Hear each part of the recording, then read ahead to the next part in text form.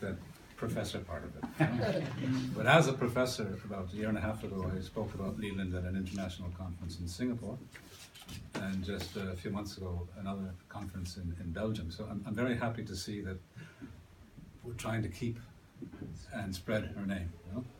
I met Leland, that picture is mine. I met Leland in 1972.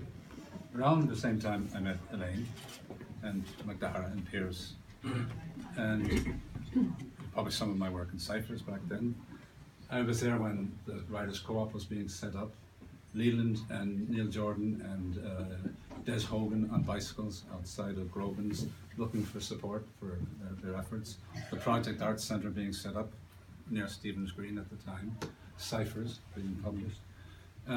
So there was a bohemian lifestyle then in Dublin, a decade which I think has not yet been properly documented, what was going on in the 70s, early 80s.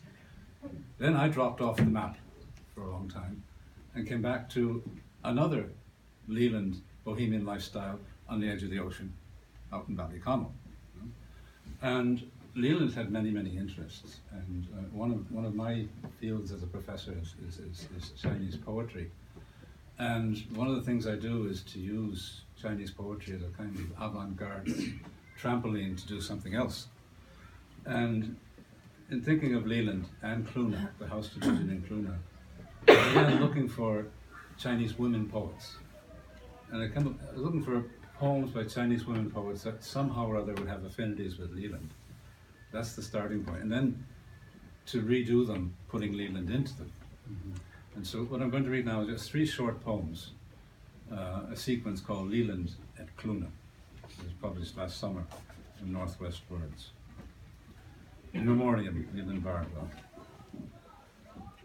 I live here like a goddess now. Winds grow wherever they want. I hang my clothes on shrubs to dry, drink wine in the open air. A stone ramp runs into the bay. Clothes scatter over heaps of books. I float in the sea, recite poems to the moon. The wind will carry me back to shore. Sky and cloud combine, fog and sea are one. The Milky Way spins. 1,000 sails cavort. Entranced, I hear the sky ask where I'm heading. A very long way, I say, far past the sunset. I write it out in a verse that bewilders even me.